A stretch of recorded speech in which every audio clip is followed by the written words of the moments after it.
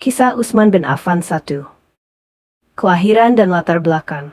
Keluarga Utsman bin Affan lahir pada tahun 576 Masehi, sekitar 6 tahun setelah kelahiran Nabi Muhammad SAW. Beliau berasal dari suku Quraisy Bani Umayyah, salah satu kabilah terpandang di Makkah. Ayahnya bernama Affan bin Abi al-Ash, seorang pedagang kaya, dan ibunya adalah Arwa binti Quraisy, yang masih memiliki hubungan kekerabatan dengan Nabi Allah. Sejak kecil, Utsman dikenal sebagai seorang yang lembut, dermawan, dan memiliki sifat pemalu.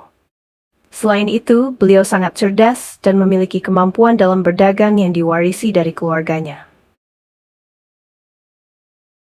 2. Masuk Islam dan cobaan yang dihadapi Utsman bin Affan adalah salah satu dari 10 orang pertama yang masuk Islam melalui ajakan Abu Bakar Ash-Shiddiq.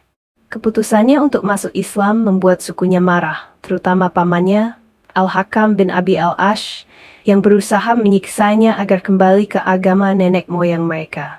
Namun, Utsman tetap teguh dalam keimanannya.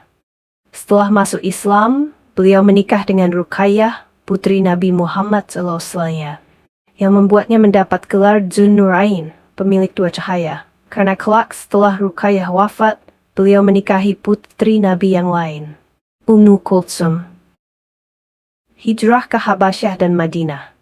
Ketika kaum muslimin mendapatkan tekanan berat di Makkah, Utsman bersama istrinya termasuk dalam kelompok pertama yang hijrah ke Habasyah, Ethiopia. Mereka tinggal di sana beberapa waktu sebelum akhirnya kembali ke Makkah, dan kemudian berhijrah ke Madinah bersama kaum muslimin lainnya. Di Madinah, Utsman terus menunjukkan kedermawanannya.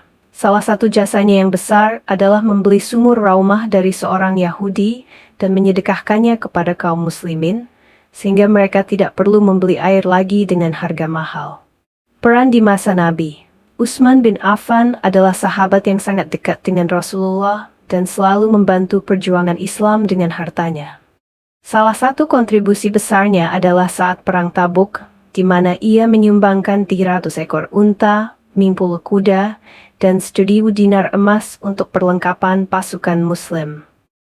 Selain itu, ketika Rasulullah SAW melakukan Baiat Ridwan di Hudaybiyah, Utsman dikirim sebagai utusan ke Makkah untuk bernegosiasi dengan kaum Quraisy. Karena Utsman tidak kembali dalam waktu yang lama, tersebar berita bahwa ia dibunuh, sehingga Nabi Utsman bersumpah untuk membela Utsman. Namun ternyata Utsman selamat dan perjanjian damai akhirnya ditandatangani. 5. Menjadi khalifah ketiga. Setelah wafatnya Umar bin Khattab, Utsman bin Affan diangkat menjadi khalifah ketiga pada tahun 1644 melalui musyawarah 6 sahabat yang ditunjuk oleh Umar sebelum wafatnya. Masa kepemimpinan Utsman berlangsung selama 12 tahun dan dibagi menjadi 2 periode. Periode awal 1644-1650. Pada awal pemerintahannya, Utsman banyak melanjutkan kebijakan Umar bin Khattab, seperti memperluas wilayah Islam ke Persia, Afrika Utara, dan Kaukasus. Selain itu, beliau juga memerintahkan pengumpulan dan standarisasi mushaf Al-Quran, yang kemudian dikenal sebagai Mushaf Utsmani. Periode kedua 65-66 dan fitnah. Pada paruh kedua pemerintahannya, muncul ketidakpuasan dari beberapa kelompok karena adanya pengangkatan pejabat dari Bani Umayyah. Musuh-musuh Islam memanfaatkan situasi ini untuk menghasut kaum muslimin, sehingga muncul pemberontakan yang dipimpin oleh kaum munafik dan kelompok yang tidak puas dengan kebijakan Utsman. 6.